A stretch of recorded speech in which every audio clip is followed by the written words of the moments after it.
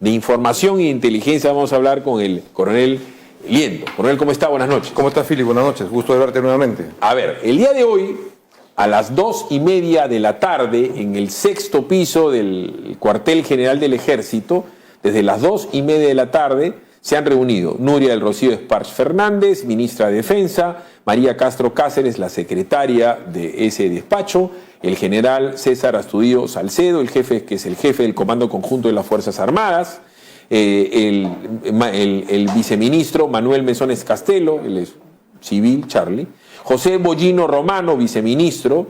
Se ha reunido el general del Ejército Peruano Hugo Cornejo Valdivia, el director de la DINI, de la División Nacional de Inteligencia, el señor Wilder Leiva Izaguirre, director de la INTGDI. ¿Le puede frasear a la gente qué significa eso? Valdivia. INTDI, el señor Wilder Leiva Izaguirre. No ubico las siglas al momento. Correcto. Está el general Rubén Castañeda Laiseca, es el jefe de inteligencia del Comando Conjunto de las Fuerzas Armadas. El general FAB Wolfgang Gronzo Costa, que es de la DIFAP, División de Inteligencia de la Fuerza Aérea del Perú. El almirante Renzo Crobeto del Álamo, Dintemar. El general del Ejército Peruano Víctor Villasís Rojas, es la División de Inteligencia del Ejército. El general del Ejército Peruano Mario Risco Carmen, y también el contraalmirante de la Armada Peruana Luis de Rojas Correa. Esto fue pedido por es un oficial, Atoche Díaz Carlos, que es el despacho de la señora Esparch. La primera pregunta, ¿esta es una reunión normal de un día como hoy? Bueno, para un día como hoy, en unas circunstancias preelectoral, es totalmente normal, ¿no? Vemos ahí la comunidad de inteligencia de las Fuerzas Armadas. Considero que debe ser pertinente por las circunstancias actuales, ¿no? Estando a puertas, a unas semanas de las elecciones. Tenemos la foto, si me permite la señorita directora. Todos estos señores tienen información que conjugada le tiene que dar al presidente de la República todos los días de su vida, 6:30 de la mañana, un informe de inteligencia. Claro. De qué está pasando en el Perú, de qué está pasando en la frontera, de escenarios, de posibilidades, de amigos, de enemigos, de todo. ¿Cierto? Correcto, esa es la idea. Eso, ¿quién tiene el conglomerado? ¿Quién tiene acceso a esa información? ¿Quién se lo lleva al presidente? ¿Es el propio Astudillo? ¿Es el de la DINE?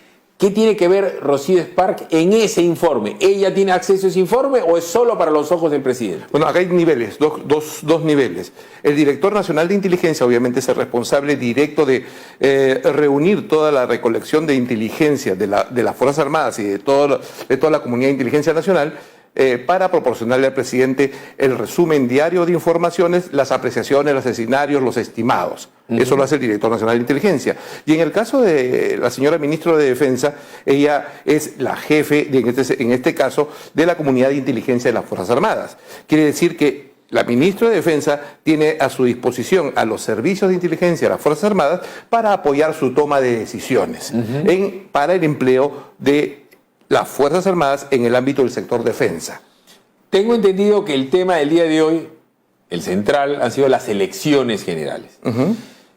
Hay evidentemente una responsabilidad de las Fuerzas Armadas de cautelar el buen desempeño de las elecciones, porque ellos hasta transportan el físico de las propias ánforas, dan la seguridad. El día más seguro es el día donde las Fuerzas Armadas salen y toman todas las calles y los caminos del Perú. Exacto. Y tienen acceso a todas las comunicaciones, a todo el espectro radioeléctrico, porque ellos tienen que estar atentos ante una posibilidad de fraude extranjero, ¿cierto?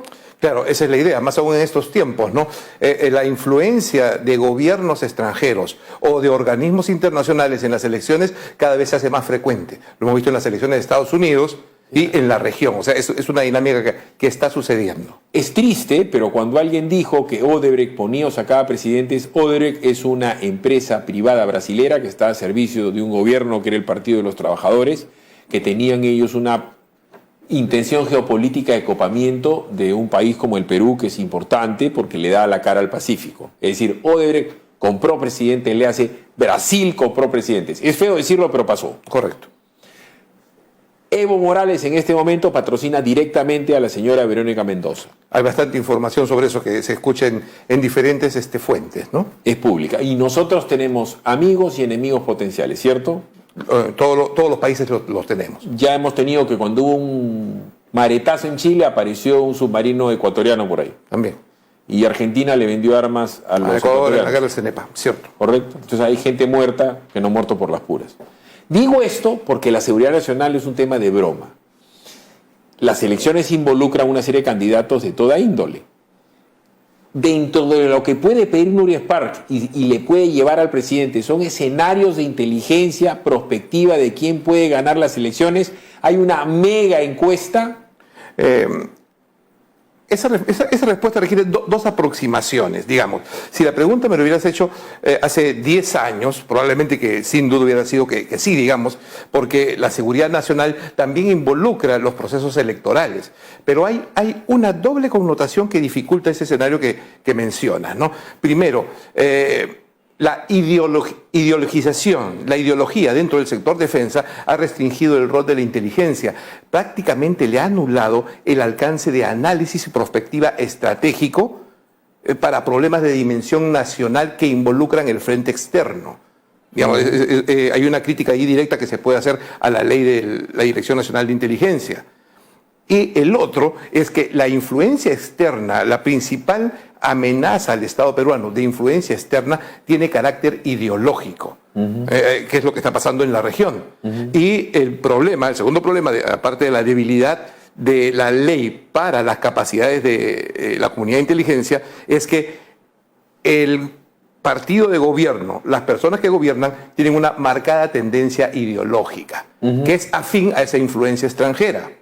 Luego, las Fuerzas Armadas deberían hacer sus análisis. Lo que dificulta es que o se lo digan a la ministra de Defensa o que la ministra de Defensa lo pida, esperando encontrar algo contrario a ella. Ya. Los análisis van a estar, pero hay una barrera práctica entre la Dirección de Defensa y las Fuerzas Armadas al punto de vista ideológico. La señora Verónica Mendoza puede estar sirviendo intereses extranjeros, como acabamos de ver. La esposa del señor candidato Lescano es chilena.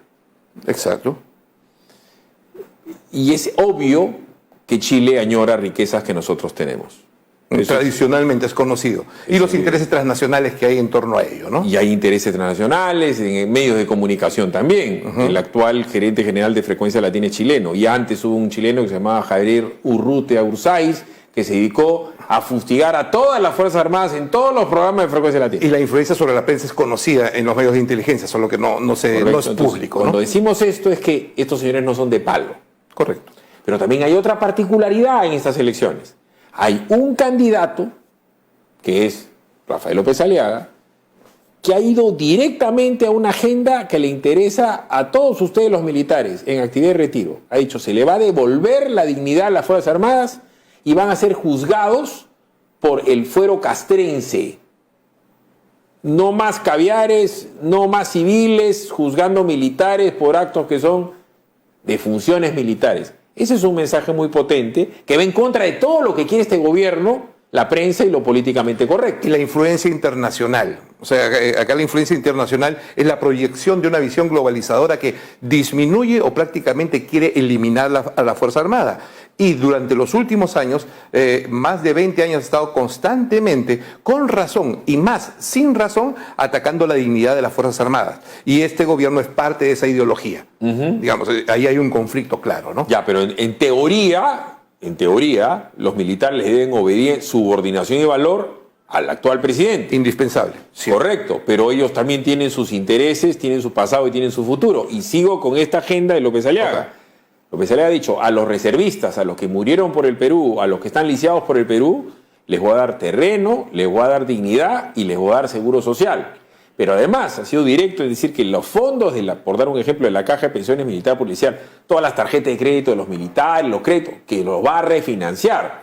Entonces, es una promesa que tiene nombre y apellido. Se llaman Fuerzas Armadas. Está claro. Y en la última encuesta que ha salido el día de hoy, vemos que la aprobación de las Fuerzas Armadas es el 73%. Ajá. Digamos, a pesar de toda la campaña de desprestigio, una campaña de desprestigio ideológica y política muy potente contra las Fuerzas Armadas, tiene razón, el candidato López de Aliaga es el único que es contrario a esa posición. Es el único que tiene una posición de refuerzo sobre las Fuerzas Armadas y que va a necesitar, valga la redundancia, obligatoriamente en caso de ganar las elecciones. Y o casualidad, se confirma que el señor, vamos a decir que le va bien. Bueno, no voy a hablar de la hora celeste, que si es ola, si es olón y tal. Ahí está.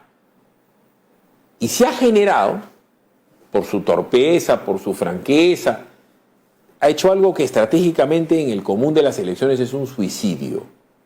Se ha enfrentado al poder fáctico de la prensa. Grupo del Comercio, Grupo La República, se ha enfrentado a Odebrecht, el que pone y saca presidentes. ¿Las Fuerzas Armadas pueden ser realmente deliberantes en una elección?